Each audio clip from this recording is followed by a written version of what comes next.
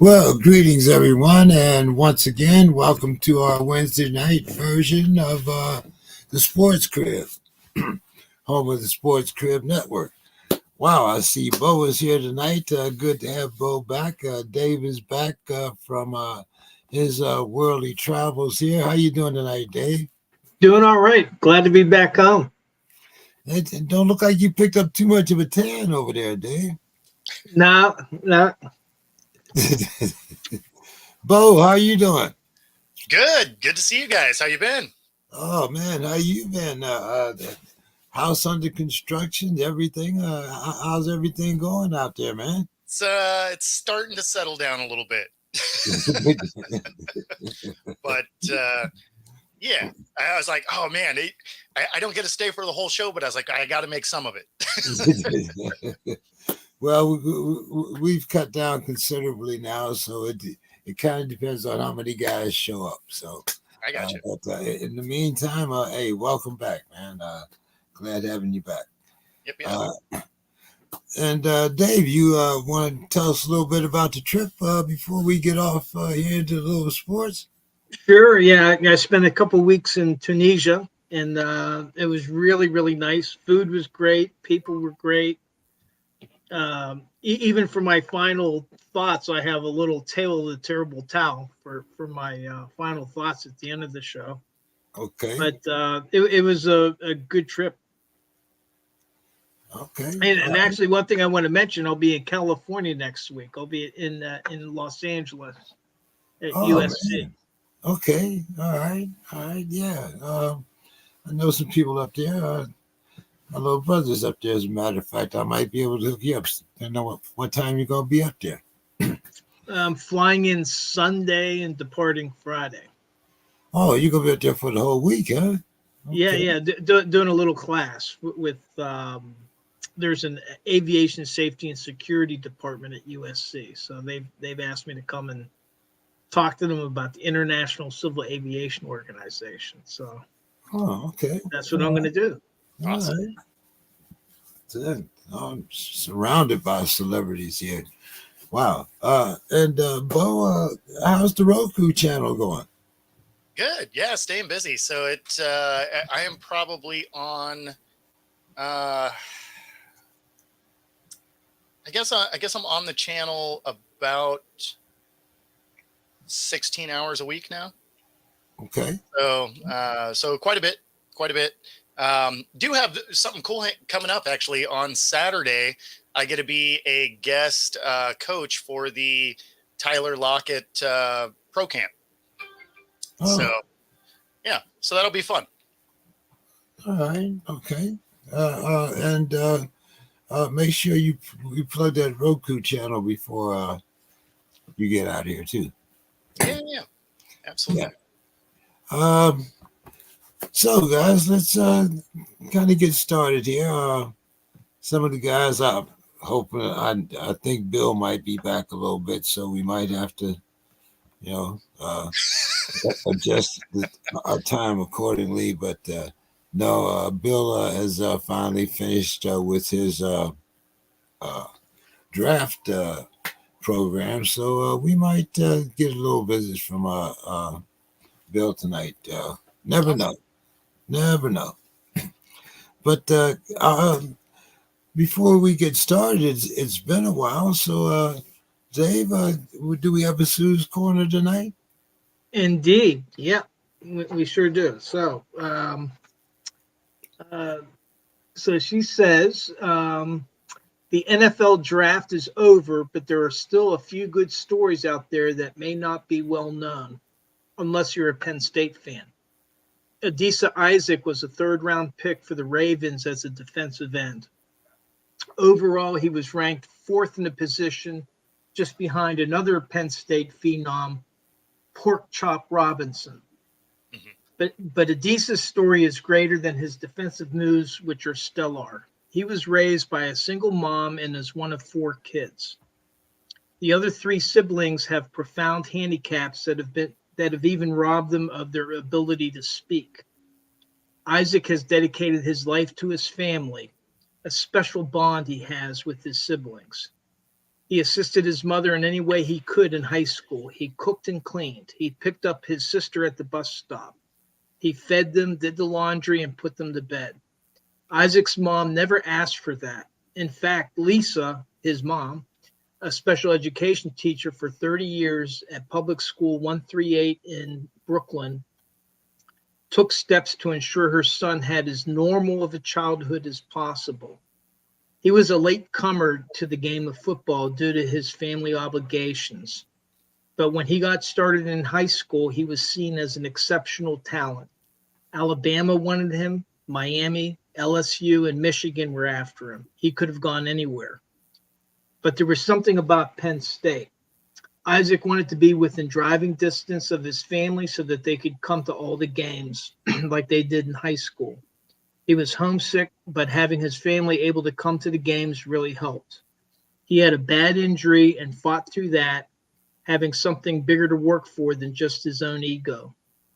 He could have jumped into the draft last year, but wanted another year of college to get better and stronger, and he did. Now a dream come true for him and his family to play for the NFL in a city only a few hours away from home. So now everyone can keep coming to watch him play and inspire him to keep working. The Ravens and the NFL are lucky to have gotten such a good person. On a side note, Chop Robinson, who is a local boy here, having played for Quince Orchard High School, is also a top-notch individual off the field. Nicknamed Chop, shortened from pork chop, as he was a bouncing 14-pound baby boy. It was amazing. Bless his mother's heart. A colleague of mine personally knows Chop from her son and his friends going to Quince Orchard, and they say that Chop was an amazing mentor to other kids and an example of how to be and act in this crazy world that kids grow up in, especially when you get that kind of attention. So that's Sue's Corner. I thought that was a pretty cool story there. Yeah. Sue always gets down. I mean, she's not quite in the realm of Bill. She doesn't know the cousins and aunts and uncles yet. But right. Well, the thing is, it's like with these players, and what's great about this story is usually we hear when players get in trouble. Yeah. Right. And we don't hear so much about the life that these kids have outside of football. We hear about their successes, but not these outside things that could have brought down a lot of lesser people. So I think it's a really cool story. Yeah, some guys that you always have to count your blessings. It's never know what there by the grace of God could have been me. Dave, I know you missed most of the playoffs, so I'm going to throw a lot of this over here to you. Bo, what did you think about the defending champions being down 2-0 to the Timberwolves? I mean, it's been it's funny. I would say that the officiating has been more of a draw than the games, because the officiating has been so bad and so inconsistent that it's kind of overshadowed really all the storylines in the NBA. And that's terrible, because it's the one part of the NBA season that's actually fun to watch. Yeah. But the one thing, I guess, can you say that they've been inconsistently inconsistent? Well, I would say that. I would go with this example. So the Pacers game, right?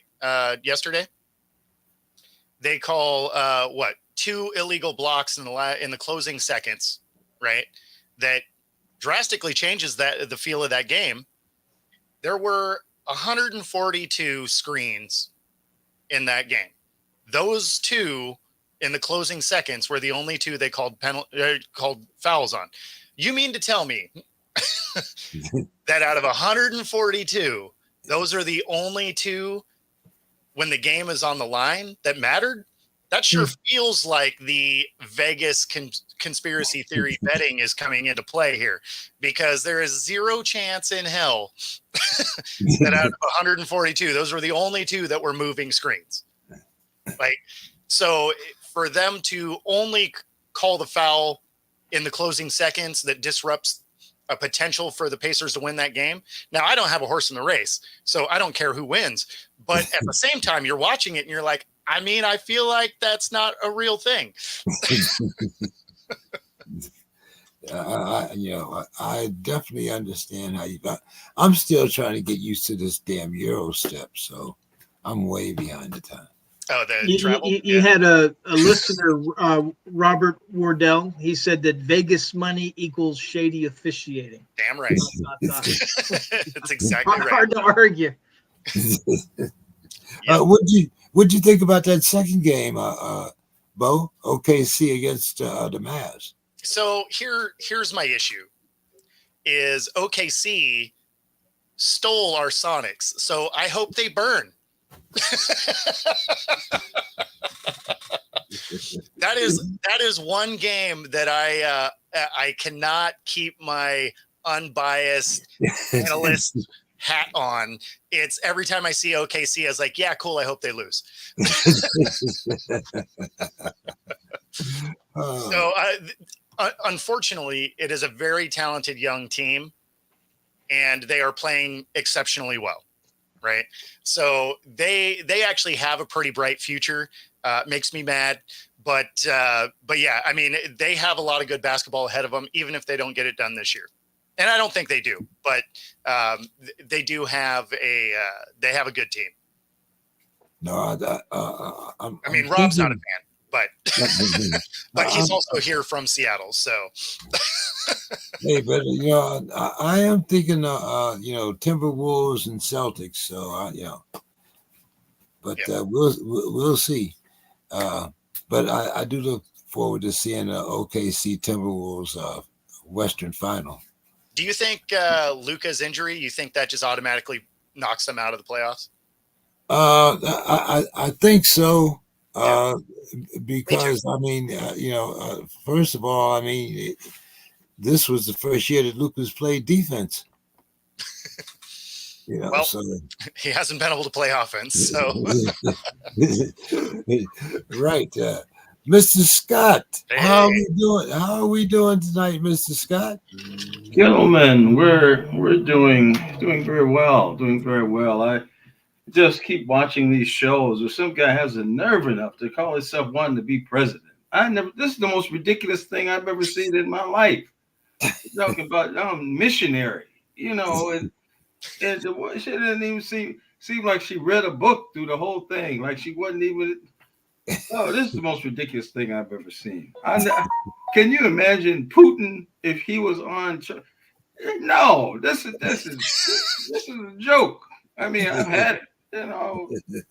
So I've got basketball on now. So greetings, gentlemen. Greetings. Good to see your Pittsburgh tag team partner, Dave, back. You had missed your tag partner. So yeah, I had to tag somebody in. So, but Mr. Scott, I think I wonder. I think you're getting a little Demetrius in you. I wonder whether or not you would have been here to if Minnesota had lost, but because flags flying everywhere. Flags. I mean, that guy that you complained about, he got his 4th Defensive Player of the Year award. You know that guy that you know the guy I'm talking about. Your revisionist history is very interesting. But I am very surprised and pleased. Your Timberwolves are 2-0 against the defending champs. I will admit, if you guys had caught me on Sunday, you could have fleeced me, took me to the bank. But now it's a little too late. So what's going on over there in Minnesota, Mr. Scott? we have Anthony Edwards. He throws down 40 something one game, and then the next game you're without that fourth defensive player of the year, and the team still manages to blow them out again. Uh, Talk to me, Mister. I'm looking for Timberwolves OKC finals. Am I right or what?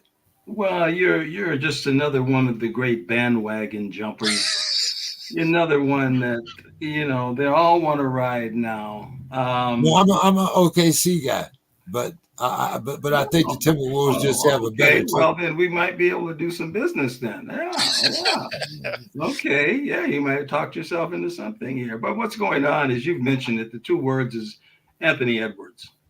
I mean, here's a guy who plays 1 year in college and becomes the number one over. I mean, what scouting? Where's Bill Carroll? I mean, where's the analytics? What uh, what can you say? I mean, he's really come out of nowhere, and he seems to be handling the pressure for the most part. And I expect good things. I can't see any reason why. And the thing that the Timberwolves just seem better than Denver. I mean, especially when you look to get to the bench, when you look to the guys that come off the bench, the Naz Reeds, Nicola Anderson. I mean, right now it's full speed ahead. It's full speed ahead right now. You got the sixth man of the year. Yeah. Of course, that guy in Denver did manage to win the MVP. Shaq says it should have been the kid from OKC, but Bo, who are you putting out there for your MVP? Were you satisfied that it was Jokic? Yeah, I mean, he had a great year, and with the new rules as far as you had to play so many games for you to even be eligible, right? Like that was one of the things that changed for this season because of the load management thing. I don't hate the pick. I guess I'll put it that way. I don't hate the pick. All right. Okay. So, Mr. Scott, champs this year? Are we gonna bring our first banner to Minnesota? Well, we don't want to get ahead of ourselves. We're Okay. taking it. We're One taking game at it. a time. I didn't realize we were on the podium today. As what's been said, the Joker is still a very formidable person. He's been to the championship. I mean, in these things, he's still going to get his. So the other guys, they have to continue to do their thing. But the Timberwolves just seem deeper. I mean, it's going to be very interesting. This third game should really tell a real tale, I think, of this series. I was trying to get seeing if I could get into the stadium, but you start doing well, and then all of a sudden you get so big and you can't do it. I mean, I had contacts that usually I go to the game, but now I can't find them. Can't find my contacts. So, Mr. Scott, you got 2 home games. You bringing brooms or what? Well, it's not a necessity, but I think we're going to get the victory. I mean, I think that we're going to move on to the next round, and I think once that happens, well, I mean, I think we'll be in the driver's seat. I mean, I know it sounds like you OKC, so we'll be doing some great big business if it comes down to that. We'll be we'll be seeing, and maybe we won't be able to find you after that. Maybe you'll vanish, disappear. I don't know. But yeah, we get through this series, and it's looking good right now. Even all the pundits, they just were so. The Timberwolves, they've never been there before. They're rarefied air. They're not going to be able to. They just get blah, blah, blah, blah, blah. And now they're even trying to get on the band. We don't need them. If you get off the bandwagon, as Kevin Garnett says, stay off. You get off, stay off. So, Yep. yeah, we're looking good, and I mean that's all I can say. Well, I'm going to bring up those tapes from the beginning of the season, Mr. Scott. Oh my goodness, But Well, hey, I hear you're a proponent of AI. So I mean, I don't know that we'll have to really, that would have to be very suspect to see something like that. uh, hey, we see your lips moving, but it might not be you. Is that what you're trying to tell me? The one that I guess that I'm surprised about, and it's just because I always expect them to nick it up, is the fact that the Knicks are still in the playoffs. Oh, man. Hey, but now that's another finals I'm looking forward to. The Knicks and Boston, just because of the similar. I mean, the closeness of the rivalry. Anything New York and Boston is good. Yeah. I feel for sports, but gentlemen, let's move on here to a little college football here, and let's talk about David versus Goliath here. We got the University of Houston that's publicly defined the NFL. The university is blowing off a cease and desist order about the order like uniforms, saying we're doing it. Bo, is this hell to pay or much to do about nothing? I mean, I'm not familiar with the story, but on its face, if you're trying to take on the NFL, who prints money downstairs, man, that's going to be a tough one to come up against. Yeah, well, they do look like if you look at the uniforms, they do look a lot like if you put Earl Campbell in one, he look like he would be at home. It was University of what? The University of Houston. They're doing the old Houston Oilers uniforms, like from Earl Campbell and those guys. I got you. Yeah. So, Dave, what did you think about this? Well, the Houston Texans had wanted to wear like Oiler-like uniforms for their throwbacks, and Tennessee said no because that they own the rights to that. And it's kind of like, well, I mean, the fans in Houston, they all lived on the Oilers, and so I kind of side with, and this is a college team now.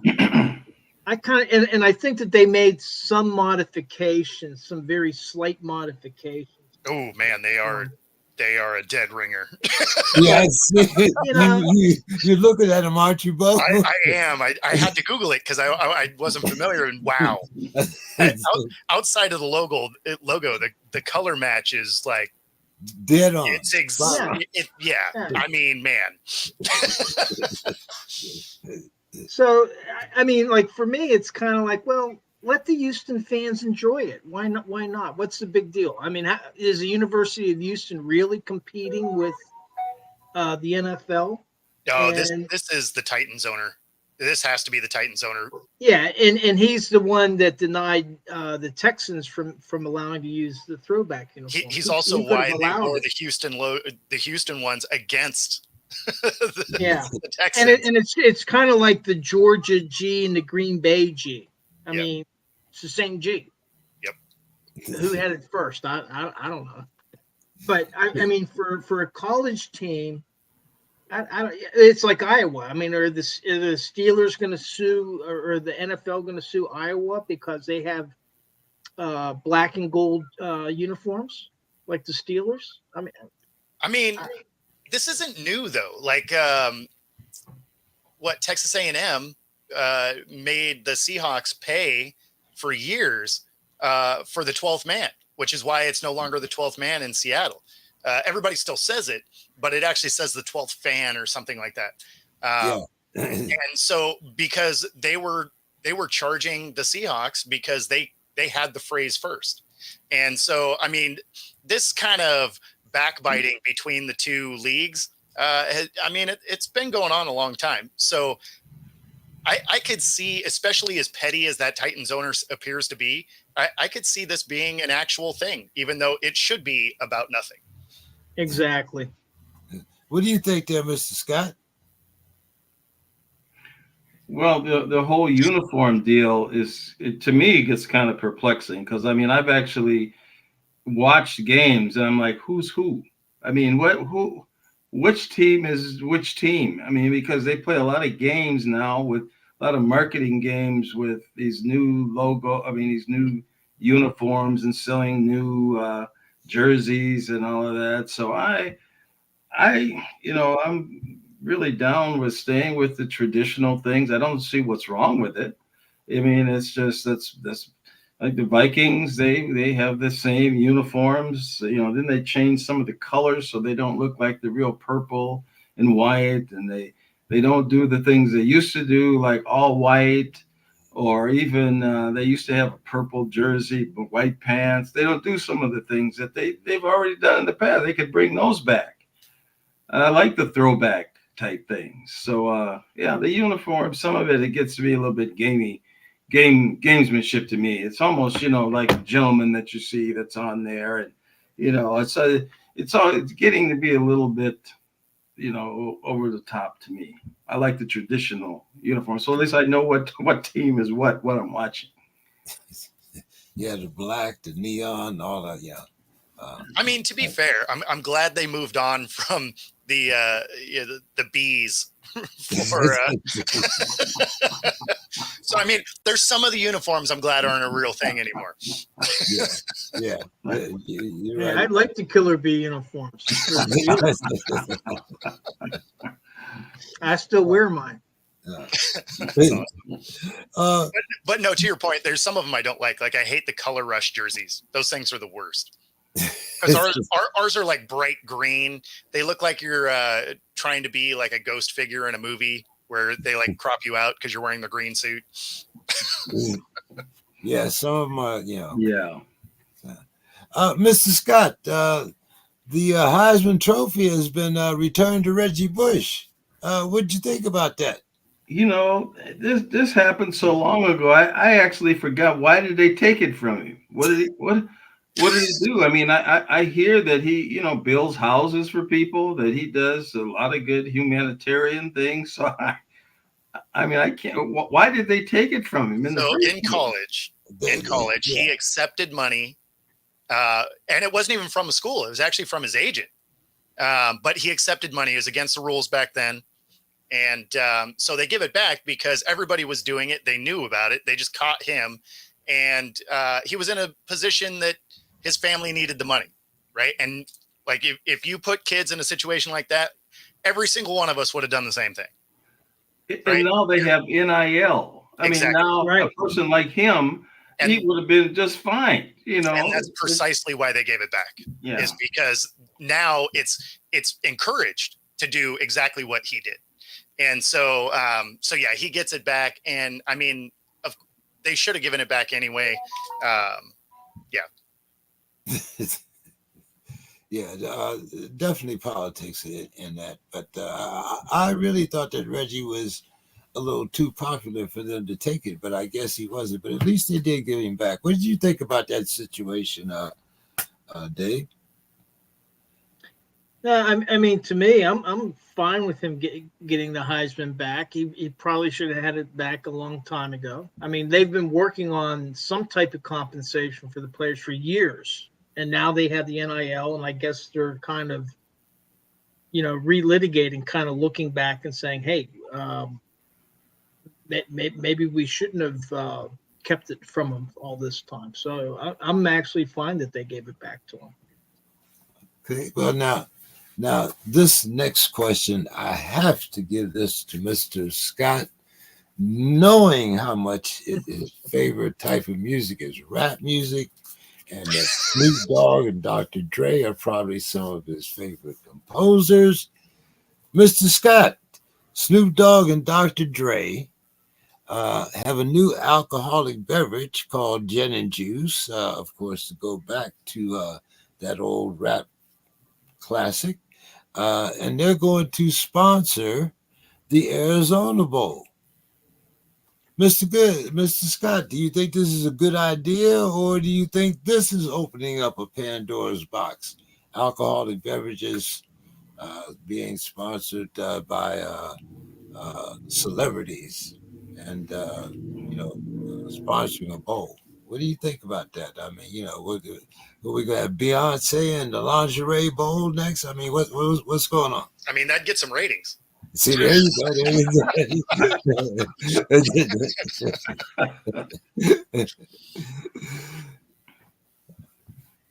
Well, Scott, everybody knows I'm not a proponent of that genre. Everybody knows that.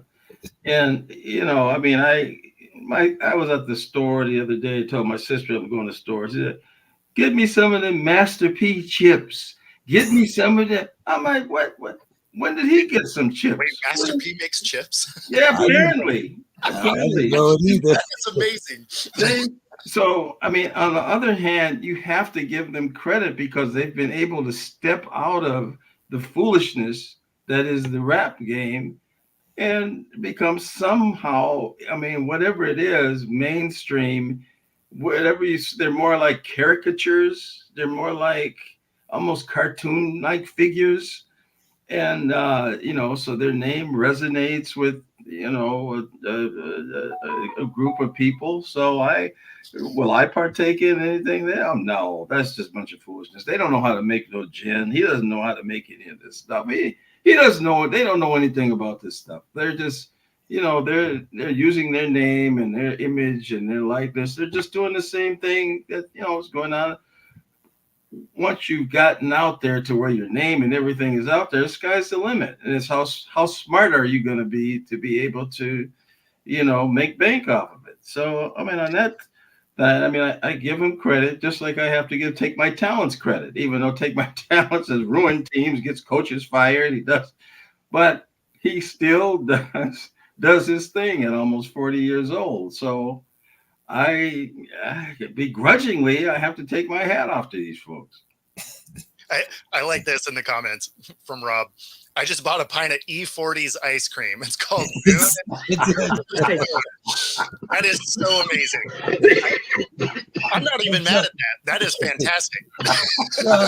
I'm telling you, you'd be surprised. You go to the grocery store, like you say, Master P chips. You got somebody else with a soft drink. Now, gin and juice. What do you think there, Dave? I'll have to try it one of these days.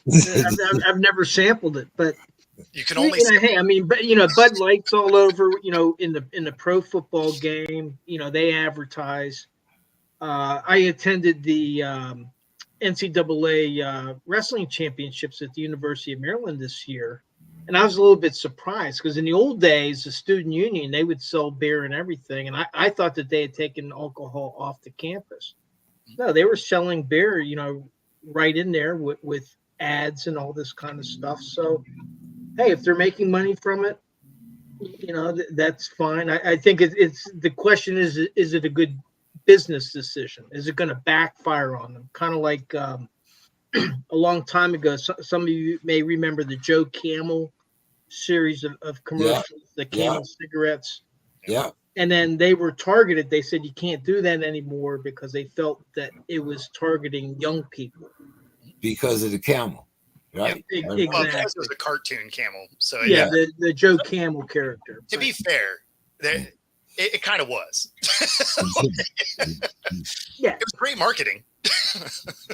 But again, I mean, for me, I don't really care. I mean, is it going to affect me watching that Bull game? No. Is it going to affect me buying that particular product? No. But if they're able to make money from it, well, go for it. Am I just happy that you can finally buy alcohol at a college game? Yeah. Yeah. I'm a fan of that. And it's not like it's going to let any Pandora's box out, right? Like if there was one that you were going to look at that you're like, this is kind of on the edge of something that could change sports, it's the NFL being sponsored by DraftKings and MGM, and now all of a sudden Exactly.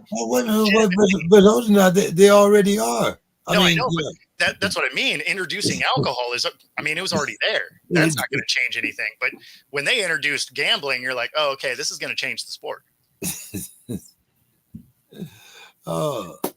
Speaking of changing the sport here, Bo, I think Bill's going to be proud of me here.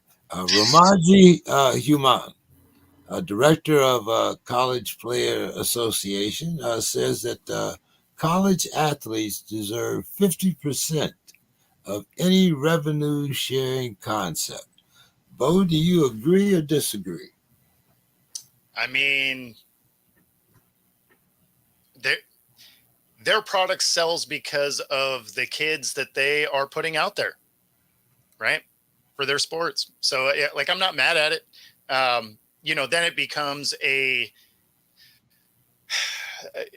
debacle for lawyers to figure out, because then what's the 50% of the supposed profit, the gross, so then they'd have to figure out how it is they hide money. And of course, it's a college, so they got some pretty smart people to help hide their money. All of a sudden, these top schools are somehow bankrupt. Who knew? What do you think there, Dave? I don't begrudge the players trying to get a piece in as much as they want. That's a negotiation going on.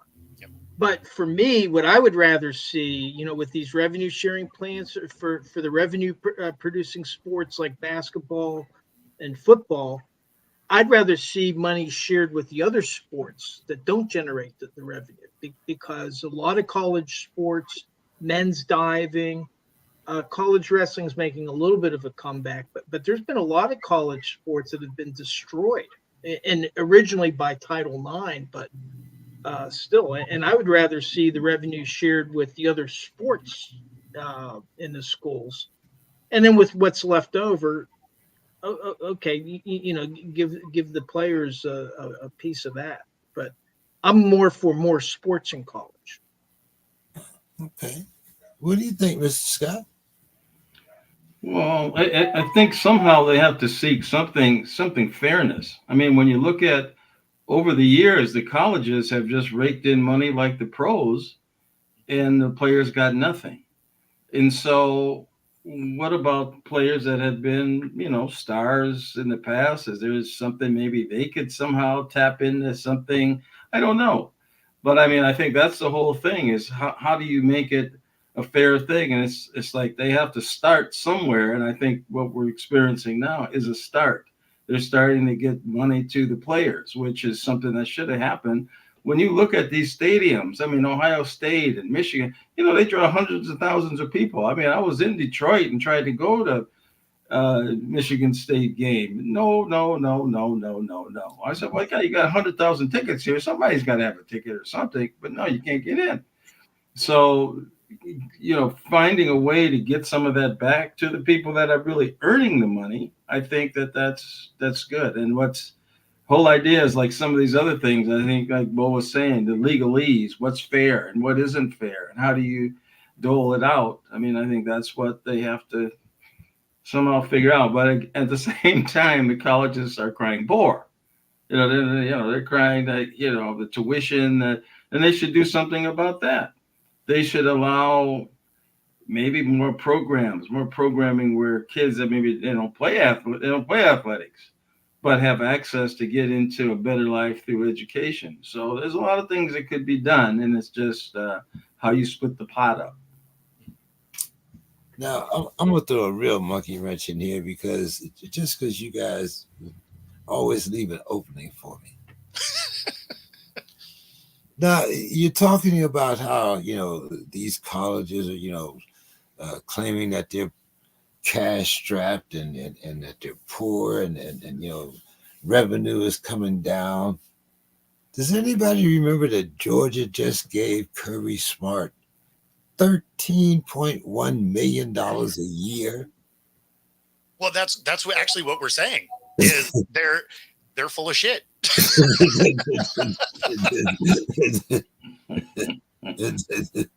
I mean, I might be wrong, but is there a professional NFL coach that makes 13.1 mil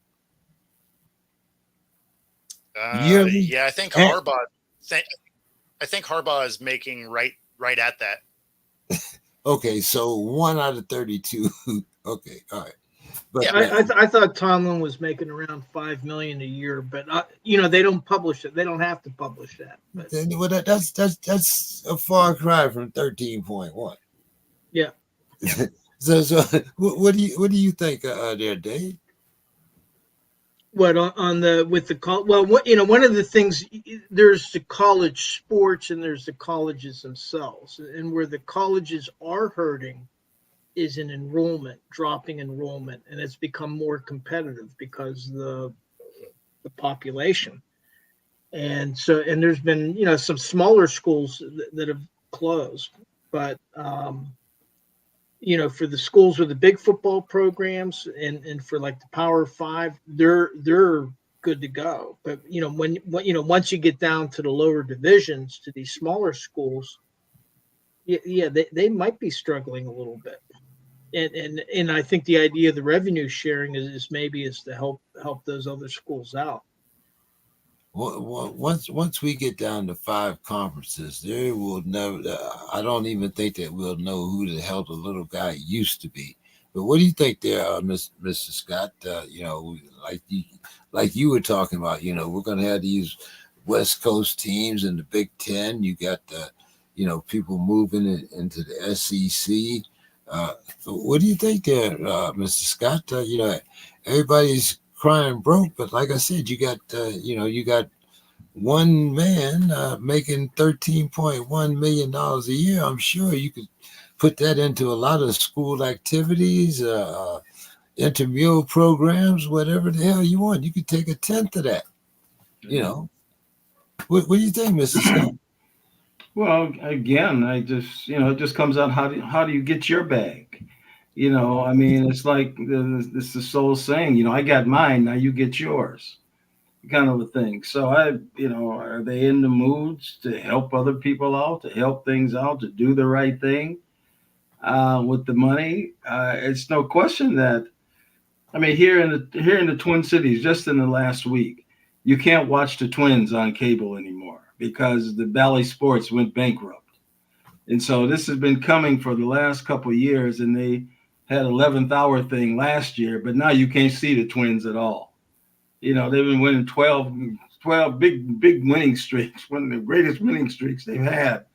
You can't see it. You got to go to the game. There's no avenue unless you go to one of these obscure type of things, the FUBUs and all this stuff. My kids say, oh yeah, you just go get that. You just go get Netflix. You just go, well, I don't know. I don't know nothing about that, And so what they're doing, and football is going to come down to that pretty soon. I mean, the NFL, it's already started where the Thursday night games, it's on some other Netflix. It's on Amazon. That's right. You better grab your Amazon Prime membership, Mr. Scott. Senior citizen. I'm not so easily fooled and just jump into the thing because that's, sometimes I'll just say, well, I won't watch it then. I will make a stand. I will take a stand. See, so that's, I don't let a lot of things come between me and my football. I'm sorry. Now the Twins. And they know that. See, they know that. See, this is why they know. They can do this. One thing I'd like to point out, though, is okay, you got the one coach making $13 million, but the vast majority of these football coaches don't make that much money. And then especially when you go to the lower divisions, those guys are struggling. Yeah, they're making next to nothing. But we are talking about, like I said, an upper tier school like Georgia, whose enrollment has been down, but their football stock has been always rising. So, but like I said, like it would seem to me, instead of giving a coach that much money, you could take 1.3 billion of that money and give it to somebody else. But that's just me. Okay. Uh, Bo, do you believe that Caleb Williams is a generational talent? And do you think he'll win more or less games than C.J. Stroud did last year? So no. Um, I also don't think he's necessarily in the best situation to show off if he could be, because although I do like the weapons that he has, right? They actually built a team for Caleb Williams that they didn't do for Justin Fields. So he has some weapons around. You know what they didn't give him though? It's an offensive line. And I don't care how good your weapons are. If you're laying in the grass, you don't complete a lot of passes. So I don't expect them to be great. I expect them to be better than they were because they do have some weapons and they'll accidentally score. But they're in a division that's exceedingly tough, right? The Lions are going to be good. Green Bay really came on at the end of the season. I expect them to still be decent because they didn't lose a lot of stuff, right? They should be able to do what they did. The Vikings are a little bit of a question mark. The defense really came on at the end of the year. They obviously still have weapons. But you're starting Sam Darnold, J.J. McCarthy doesn't really look like he's ready to go week one. So they have a very tough division for them to be successful. So for them to outshine what CJ did last year, I don't see that happening. What do you think, Dave? Yeah, how about he plays a couple seasons Right? before he's declared a generational talent? Well, they didn't say what kind of generational talent, though. It could be Jamarcus Russell. We don't really know. Exactly. So I'm kind of I want to see. Yeah, maybe he has a lot of potential. Let's see how much he actually realizes. Yep. And I'd like to see him play a couple seasons before deciding he's a generational talent, one way or the other. So the comp I made for him, because he has the tools to be successful, right? Like we've seen him play. He came up short in some big games, and it's the mental fortitude that I worry about with him. The comp I made for him, he has a real opportunity to be Ryan Leaf. All the tools in the world, but the mental meltdown is what takes him out of the game. Yeah, wow. But look at how he went down the stretch last season. Oh, Yeah. hey, I mean, I hadn't put him down that far, but now that you think, now that you got me thinking here, Bo, it's like, I mean, I mean, he hasn't even made it to the league, and he's trying to be a part owner. He's got guys on his team already tired of him. He hasn't even made it to the building yet. So, I mean, you have a real shot at, offensive lineman if he's running his mouth wrong, being like, "Oh, I missed a block. Sorry, you got murdered back there." Bo, now that does not happen in the professional sport. I would bet money against that. It won't happen a lot because you need to protect your own tape. But it can happen once or twice, and you'll get yelled at in a film session, and they'll never talk about it again. And I don't see the Bears having a winning season this year. No, it'll be hard for him too. In that division, it'll be tough. So he's not going to win more games than Stroud then. Exactly. Mr. Scott, what do you think? Well, I mean, I like C.J. Stroud. I like Houston. I mean, as far as that goes, but in this division, no, we've got to just show what they can do at this point. I mean, I don't think they can go in with any kind of panache or anything coming into the season, even though they have the top supposedly number one quarterback. And I'm really still curious about this Vikings deal. I mean, this Sam Darnold, wasn't he a top 3 pick? I mean, yep. 4 or 5 years ago. I mean, these guys, he's been around, he's been a starter, he's taken his lumps.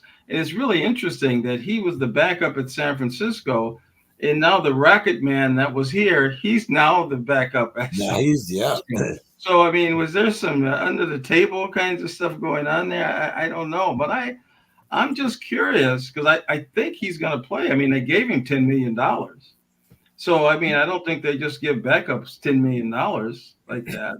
Well, Of course, they didn't know they were going to get the guy from Michigan at the time, but I think if Jefferson is he hasn't. I don't think he's signed yet. No, So I he mean hasn't that's signed yet. I'm still trying to see exactly where that thing's going to go, because I think the Vikings, they get Jefferson, they got the guy from Alabama, the edge rusher, and I think they can make some noise in that division. I mean, Green Bay's coming up, but I don't know that they're there yet. And then Chicago, I'm not worried about them. I'm not really worried about Detroit that much. I think it was an aberration. But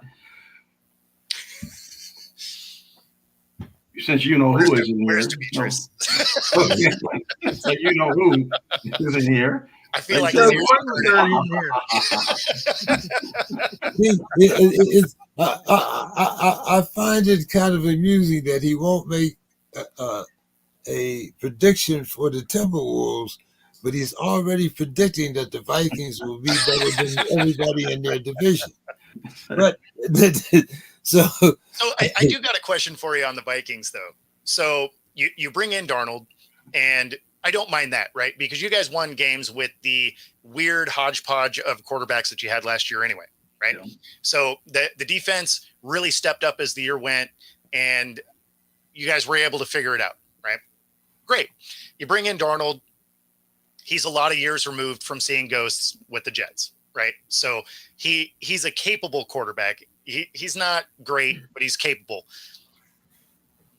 I do think he starts, because although J.J. McCarthy wins a national championship, he really wasn't asked to do much. So you don't know exactly what he is, right? Because he wasn't asked to throw a lot. He was asked to throw a few times a game. That team was predicated on their running ability and the fact that they had an amazing defense, right? So coming in, is there potential? Sure. But I mean, we didn't really see what he could do. So as a Vikings fan, do you want him to start, or do you want him to sit and actually get up to speed and roll with Darnold? Hold on, because I got that question kind of coming up a little later there, Mr. Scott. So, although I actually got to jump off here in a couple of minutes. Here. Oh, well, in Anthony, Robert, in the comments, he's saying that Russell Wilson is going to be a Viking next year. Oh man, here we go. He might not be in the league next year, so I don't know. But yeah, I think Darnold is going. I think that's the plan, and I think we haven't seen with the guy in Michigan, like you say, it's so much talent around him. And then the Vikings running back situation. Yeah, you get Aaron Jones, but he's got a lot of miles on him. Is he going to be your every down type back? Somebody's going to have to emerge to come in there and run. You guys are going to have to use a running back for that to matter. Bo, let me get you one more question here before Sure. you have to get off here. The Pats were the only team to draft two quarterbacks. They drafted Drake May in the first round, and then they drafted Joe Milton in the 6th round. Shades of Tom Brady. But Elliot Wolf, who ran the Pats draft room, actually said that Milton was too good to pass up in the 6th round. What did you think about that? Well, I mean, they didn't. They kind of needed to. They didn't have anybody in the quarterback room. I mean, I don't mind it. I mean, taking a flyer on a quarterback in the 6th round, I don't hate it, right? Because worst case, you probably get your backup, right? When you look at the Pats, that's a team that needs absolutely everything. So, go get your couple of quarterbacks. Neither one of them cost you anything, and start building a team, because you're not competitive in that division as it sits, and nothing you were going to get in the draft was going to make it so that you were. So at this point, go ahead, take your time, build that team, focus on your trenches so that you can keep your new quarterbacks alive, and then, start putting pieces around them. So I didn't hate it.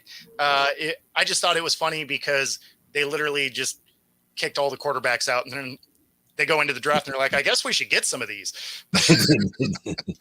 Well, it's not that unusual, though. I mean, the Steelers picked No. quarterbacks in 2022. Washington, when they drafted RG3, they also drafted Kirk Cousins. 2012, the Colts drafted Luck, and then they took a flyer on the Chandler Harnish. It's not that unusual. It wasn't that it was unusual. It was the team that did it. That's what made it unusual. After Belichick gone, you got a new coach, Mayo. It wasn't that it was unusual. Like I said, it was just the reason why that they did it, or why. Well, maybe they're hoping lightning hits twice. Well, that's what I said. 6th round. Shades of Tom Brady. So we'll see. Bo, I'm gonna get one more question in there before we get your final thoughts. Do you want to go with the quarterback, or you want to go with the best revenge game? Quarterback, I guess. Okay, which quarterback will have the most complete games this season?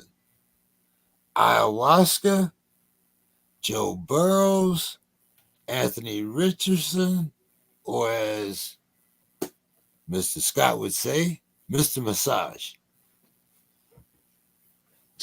Wow, those options are horrendous. I'll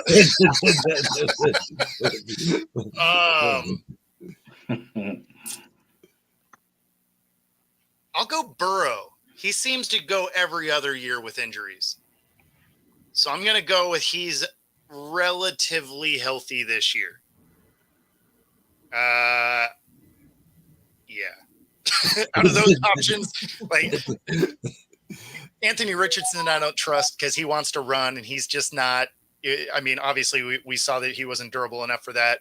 I don't even know if you have, number 12 start all year, right? Like he came off not a great year in Green Bay and then gets hurt on the 5th snap of the game.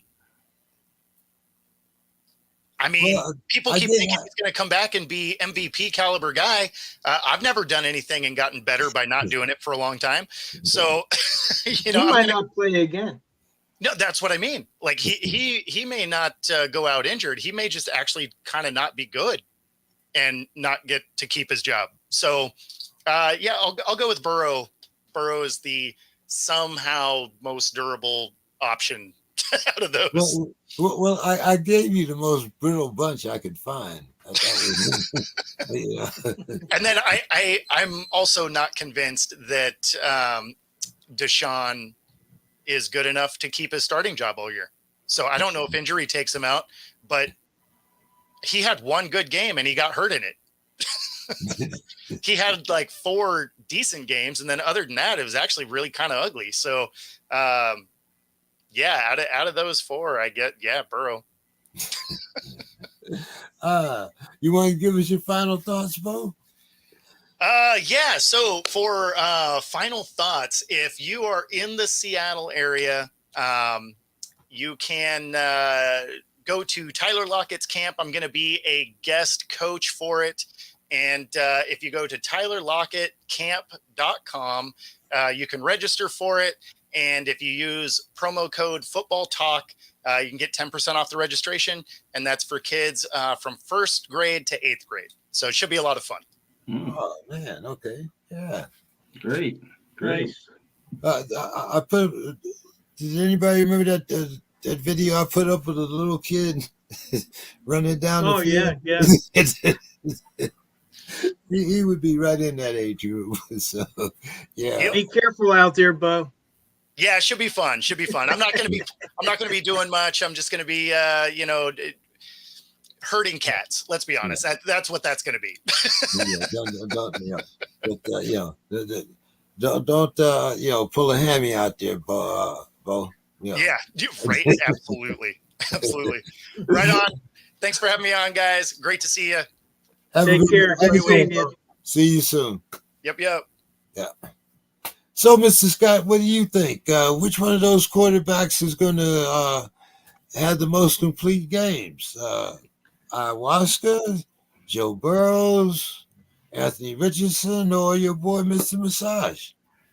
Boy, Massage is such a mystery. I mean, it's almost, your question is motivation. I mean, when you've already got the bag, you've already got guaranteed money. I mean, that just seems to be kind of a real disincentive to really.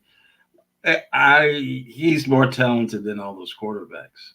And so it's going to be a matter of if he really wants to salvage his career and he has any kind of, pride about his position to stay healthy, to get in shape, to be working out now on his own, to be going, they can go to camps, they can do all kinds of things going up into the time of training camp. He can come in ready to go.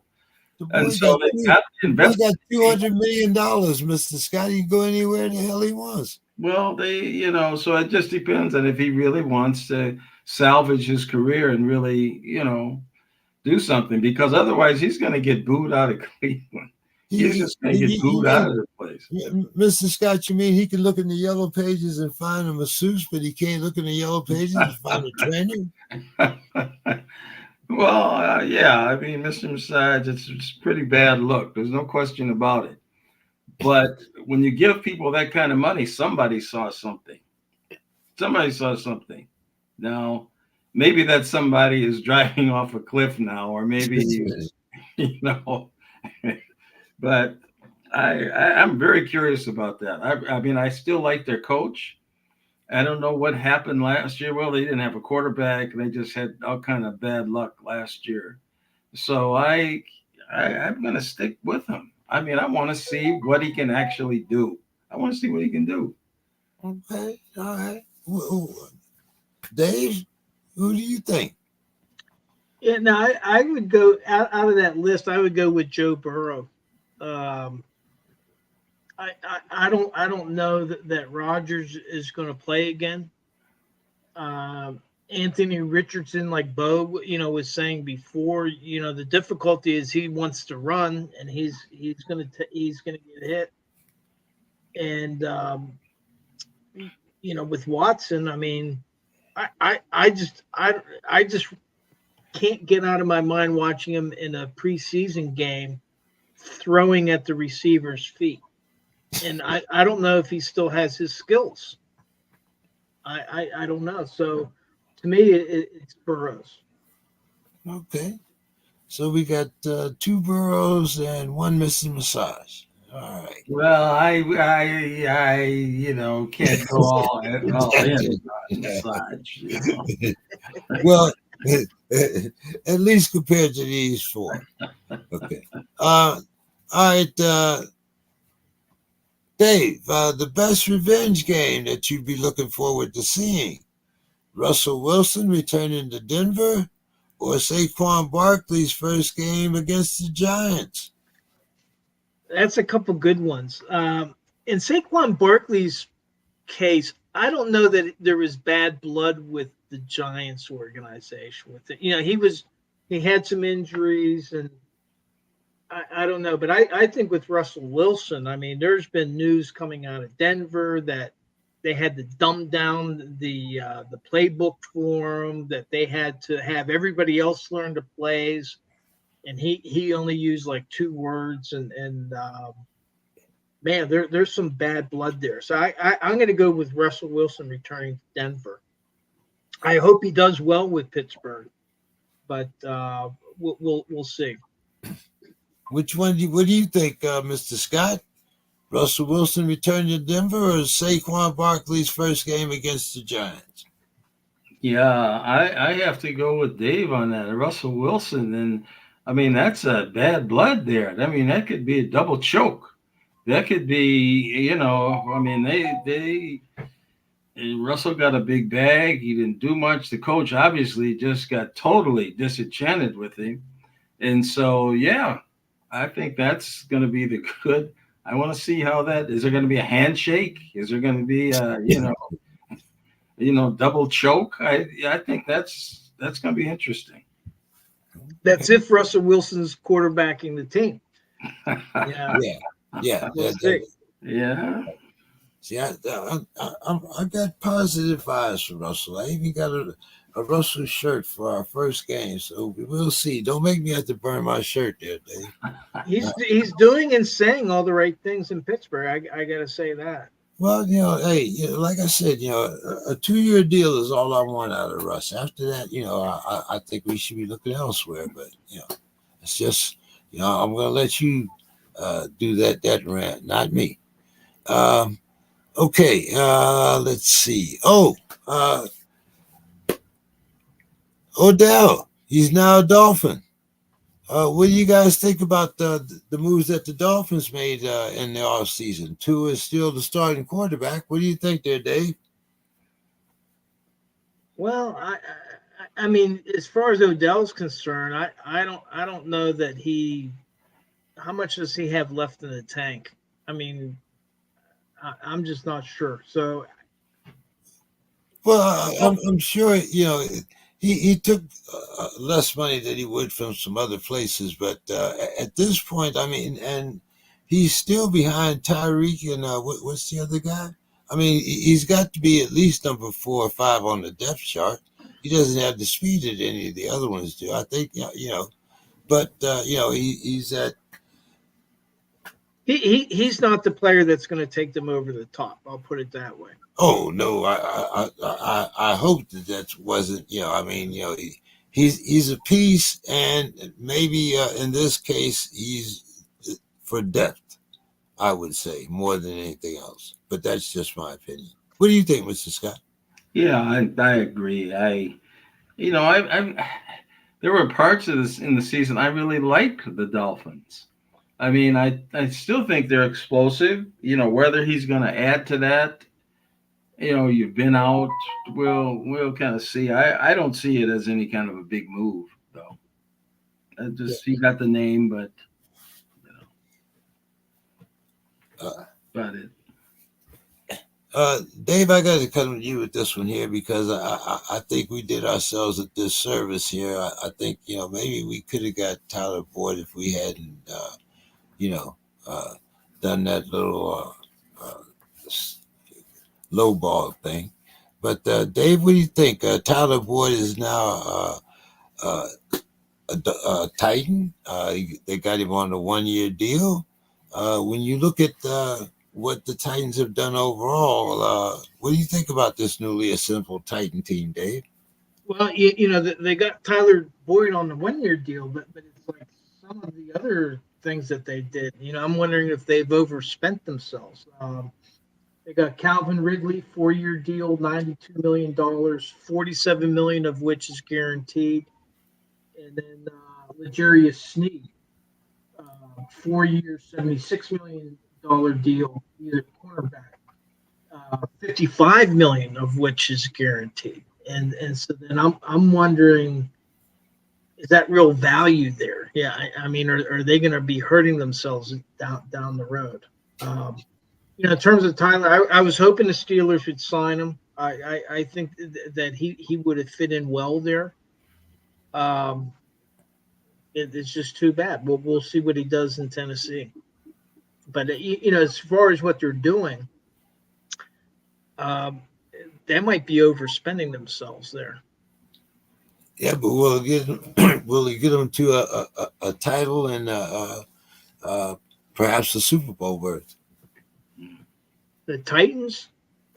No, I don't see it in the short term. I mean, the difficulty that they're going to have is keeping the roster filled. Then next year, are they going to be able to afford the people that are going to be becoming free agents with all this guaranteed money that they gave these other guys? Good question. What do you think there, Mr. Scott? What do you think about them Titans? I kind of lost track of them. I mean, who's their quarterback now? Tannehill, right? Isn't Tannehill still their quarterback? Tannehill still there? Yeah. Dave, isn't Tannehill still their quarterback? I believe he is. Yeah. Yeah. I haven't heard anything about him moving. He's kind of a middling quarterback. I mean, I have to, before I put any money on the Titans, I have to see what they have, really give a little bit more depth to their roster, because I don't think Tannehill has really distinguished us. I mean, in spurts he has, but is he going to take them anywhere? I mean, they're giving him receivers, so that could be interesting. But Well, they do have Will Levis, yeah, and then they got Mason Rudolph and uh, Malik Willis. all just guys. I mean, Yeah, like you said, Mr. Scott, all just guys.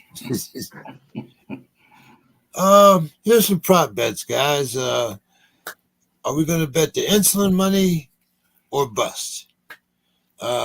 First one, Jalen Daniels, under 18.5 passing TDs. Insulin money or bust, Mr. Scott?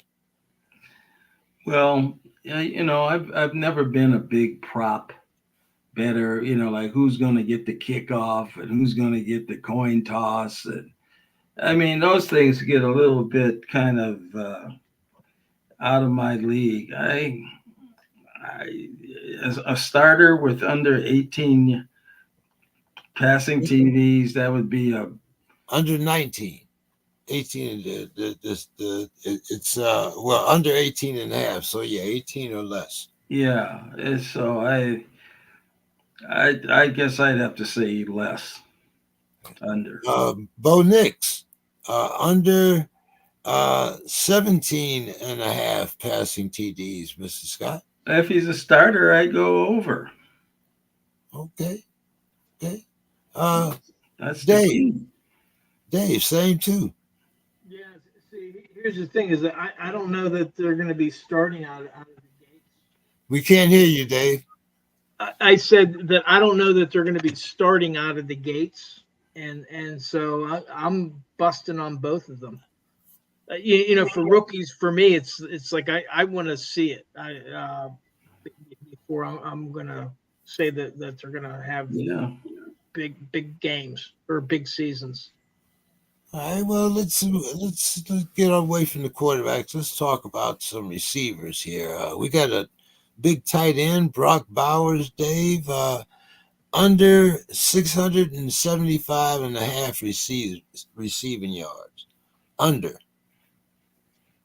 Yeah, I would take the under there. And again, I mean, the way I look at it is I see him, 40, 45 receptions, 500 yards. I don't think that they're going to be designing the entire offense around him. So I think if he has like five or 600 yards, that's a pretty good season for a rookie tight end. Rome Adunzi, Dave, over 725 and a half receiving yards. No, I'm saying bust on that. I'm taking the under. Okay, all right. Mr. Scott, Brock Bowers, tight end, under 675 and a half receiving yards. Yeah, they just don't seem. Only one of these guys seemed like a real breakout guy to me. But so yeah, it's under. All right. What about Rome? Over 725 and a half receiving yards. That's a lot of yards too. I'd go with the under. Okay. Last three here, Mr. Scott. Xavier Worthy, of course, we know he went to Kansas City, ran the fastest 40. Under 750 and a half receiving yards. Boy, in that offense, it's in that speed. I'd go over. Okay. All right. Malik Neighbors, over 850 receiving yards. Mr. Scott? I'd go under. That's a lot of yards. All right. And the last one, Mr. Scott, Marvin Harrison Jr., over 1,000 and a half receiving yards. Well, he's expected to be a star. I mean, so he seems like yeah, I like him. I like him as one of the next big things at the position. Okay. All right. Dave, Worthy under 750.5. Under. Okay. Malik Neighbors over 850.5. Under. Marvin Harris over 1,000. I'm going to break my rule and go over. Okay. Uh, but considering the gene pool, everybody is counting on Marvin Harrison Jr. Uh, all right, guys, let's kind of wrap it up here. Mr. Scott, the NFL Network writer says that the Vikings should start J.J. McCarthy immediately. Says, quote unquote, he can't get any better sitting on the bench. What do you think, Mr. Scott?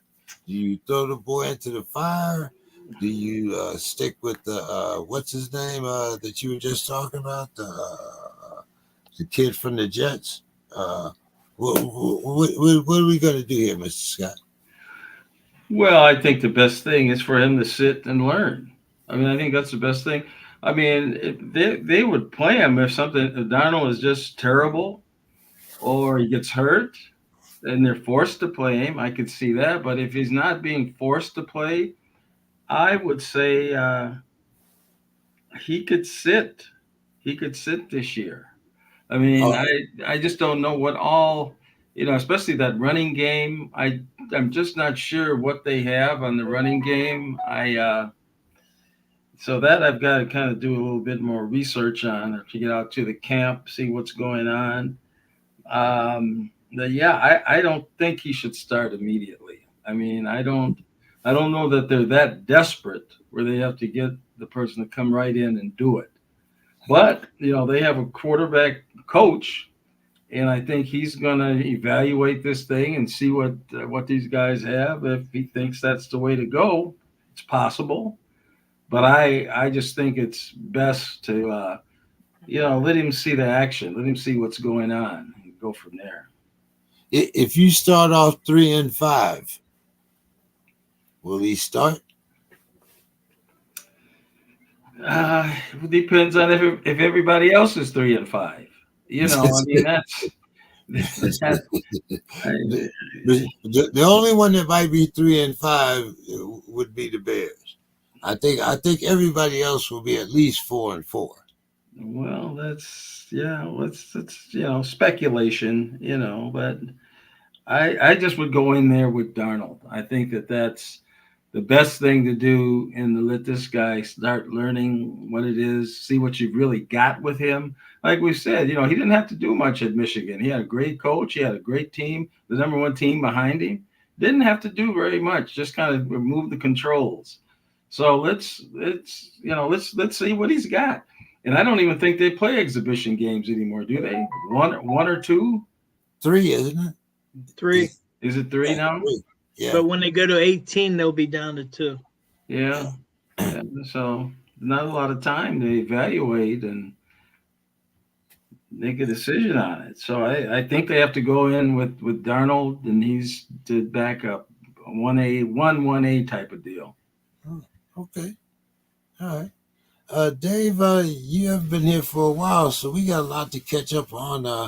I was talking about some of the free agents that we acquired, some that we didn't.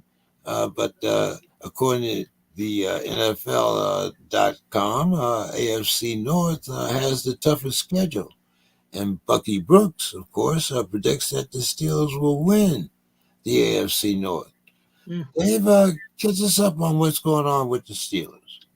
Yeah, well, the beginning of May came, and no fifth-year option for Najee Harris. That was kind of a big deal, because they could have, if they had exercised the option, they would have had him for $6.7 million next year.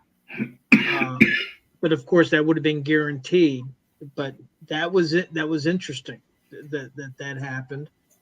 They just signed another former Atlanta Falcons, Scotty Miller. He had played for Tampa Bay before that, but last year he was in Atlanta. And so then that makes 4 players that played with Art Smith: Cordarrelle Patterson, Van Jefferson, and Scotty Miller, and then Michael Pruitt, a tight end. So and right now, since they traded Deontay Johnson, they've signed some wide receivers, but not of the quality of Deontay Johnson, and they failed to make a trade. So we were just talking about Tyler Boyd.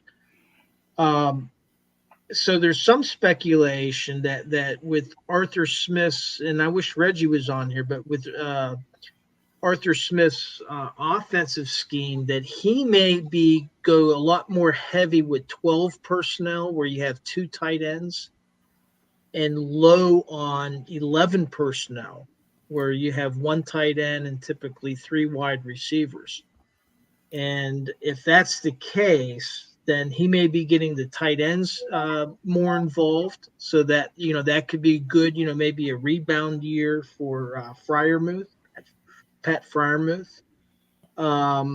And then also, that might mean that you have George Pickens, and then they rotate Roman Wilson, who they picked in the 3rd round, and other veteran wide receivers kind of rotating in opposite of George Pickens, meaning that Pickens might get the lion's share of the targets.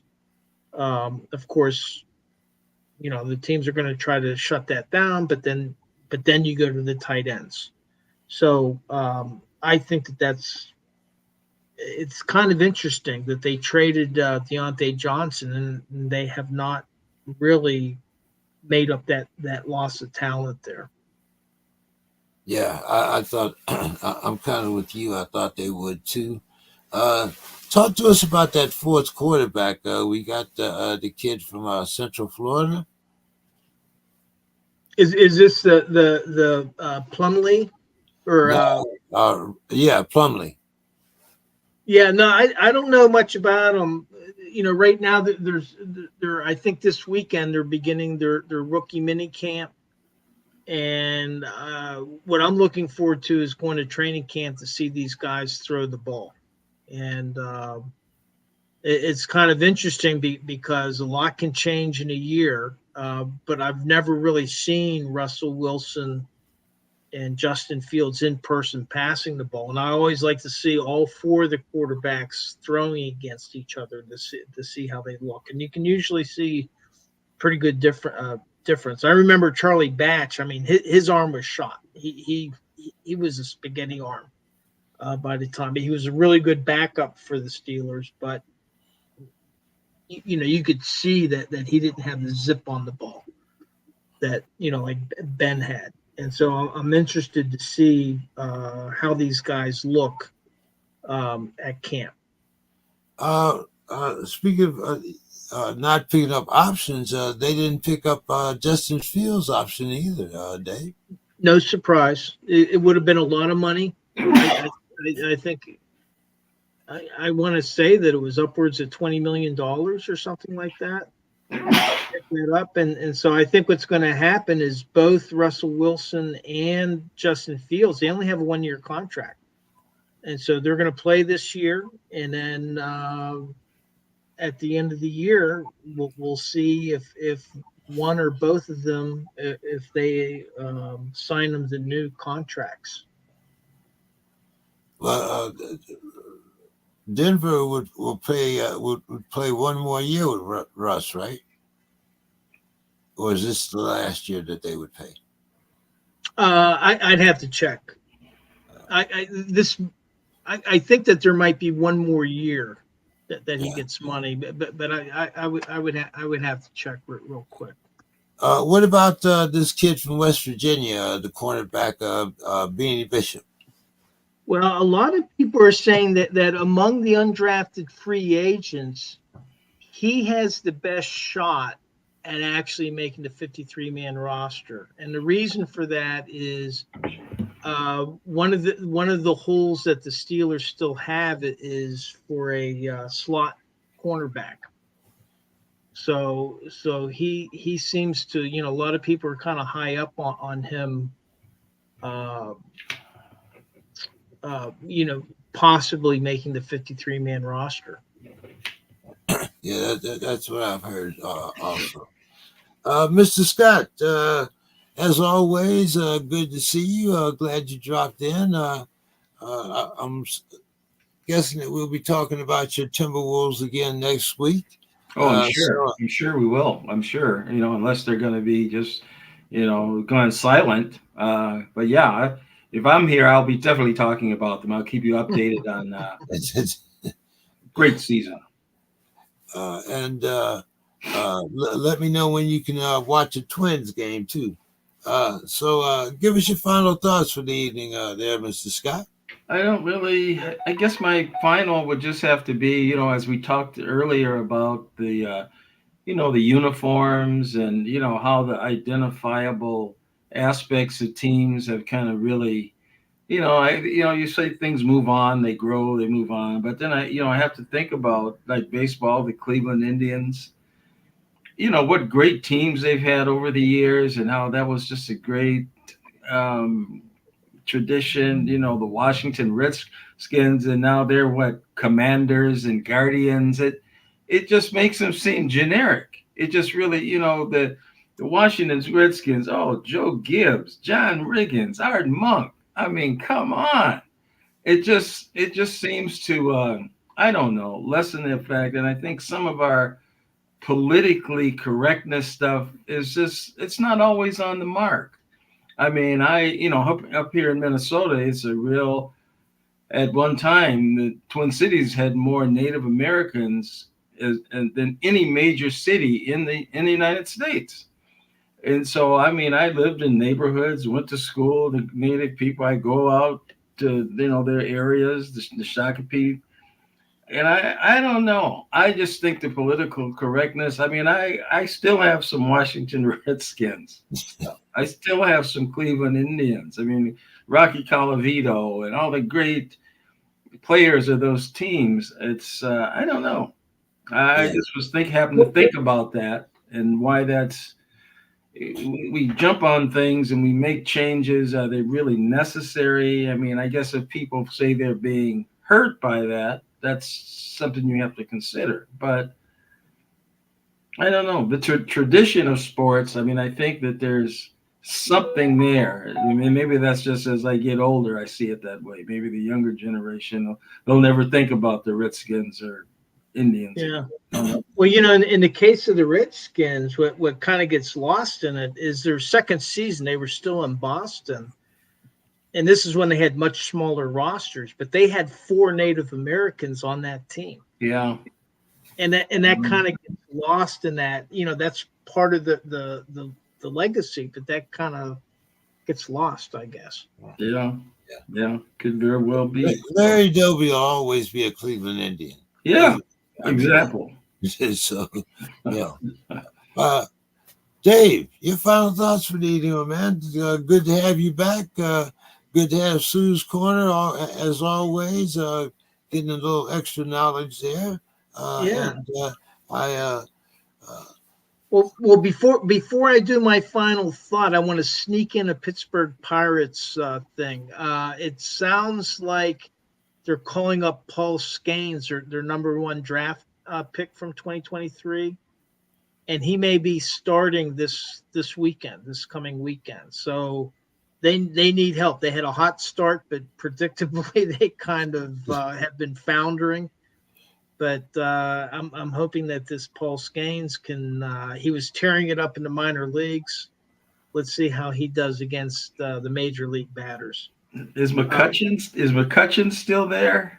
He is. I think he's batting. I don't even know if he's batting 200, but he is $1 and some change. I looked last.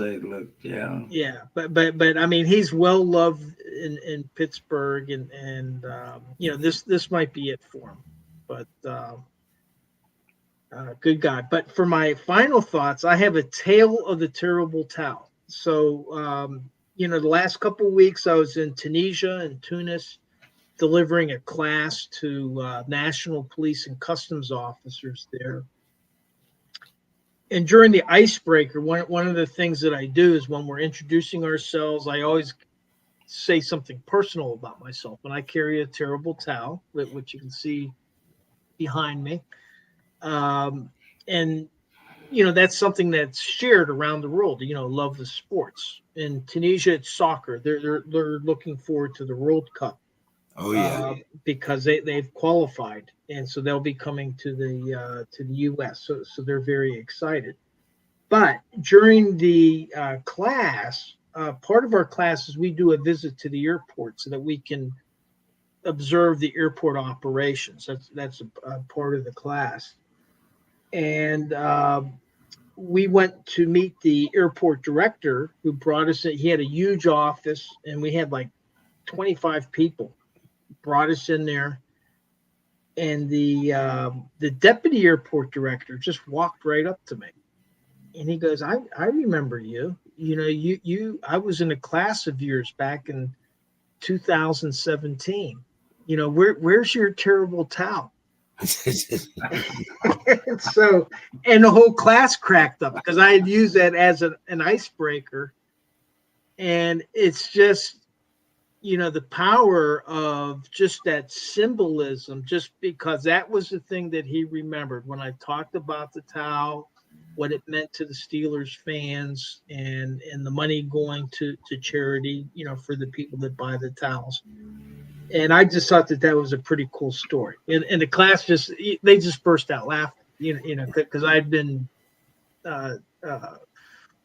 showing it and taking it to class during that. So that's my thought for today. And it was nice, because sports is something that around the world, what I found is no matter where you go in India, I mean, they love badminton and cricket. Those are their sports. But everywhere you go, that's a way that you can connect with people. So I think I just like that he remembered. I did not remember him, but he definitely remembered me. So, Hey, yeah, it's funny how what someone else remembers about you. It might be the smallest thing. You never can tell. Mr. Scott, you want to plug the Scott Connection before we go? Well, yeah, our books are still doing well. I did a speaking, I think, a few weeks ago at a kind of a George Floyd event, and a lot of books, a lot of interest. And tomorrow, there's a little suburb outside of Minneapolis called Golden Valley. And they have a new mayor, a young lady who I'm friends with, the young lady's mother. And I'll be there giving a presentation at their history museum, about the Scott collection. And actually a person that actually lived in Golden Valley, he was an executive at a company called Honeywell here in Minneapolis. And, they thought, well, a lot of Mr. McMillan, and he happened to be on the cover of one of my dad's magazines. So they invited me. They found the magazine and invited me to come give a talk on him tomorrow. So I'll be doing that. So, it keeps me busy. And the books, we're like I say, we're trying to finish our documentary, which we have the first part done. And we're hoping to get that done, hopefully by the midsummer. So, a lot of good things going on. And then I'm still in my quest for Timberwolves tickets. I'm trying to connect with someone. I got to see if I can get to one of these games here coming up. All right. Well, hey, good luck. Maybe we'll do a little business when OKC and the Timberwolves play. We'll see. Oh yeah. We definitely will. Okay. All right. See, there wasn't. I see nobody grabbed those Denver bets that I wanted to make, but I'm glad. I get that was a time when my mouth was certainly over my behind, but Well, maybe if they win the third game, maybe we can talk. Maybe you'll feel more, more comfortable about. Maybe if they win two, in Minnesota, we can definitely talk. But anyway, all right, guys. Well, hey, I'll see you next week. Dave, are you going to any down to the camp at Latrobe? I plan to. I'm going to be It is getting still back. in I'll Latrobe, be right? back in time for the second half of camp. It is still in Latrobe, right? Yeah. Yep. Yeah. Sure is. And are you going away again? Yeah, I'm going to be going to California to LA Sunday. Oh, that's right. Yeah. You'll be So I'll out. be. So I won't be on next week. I'm delivering a class at USC, and then but this summer I'm going to be going on a cruise with my wife. We're going to be going up around Iceland and Norway and all that. But that'll be in July. What is this? The bucket list, Dave? Yeah, well, I've never. I like to go to as many countries as I can, and especially places I have not been to before. So I've never been to Iceland, and I landed in Oslo, but I didn't get off the plane, so that doesn't really count. So it'll be my first time to Norway. I've been to Denmark before, but I'll be getting to go to a couple places I haven't been to before. So. All right, well, hey, happy trails to you, as Roy Rogers used to say. And Mr. Scott, hopefully I'll see you next week, and either your team will be waiting for the other guys, or they'll both be sweeping. We'll see. So we will see that. We will. Have a good weekend, guys. See everybody next week. All right, thanks. Take care, James. Take care, Anthony. Ciao. You guys too. All right.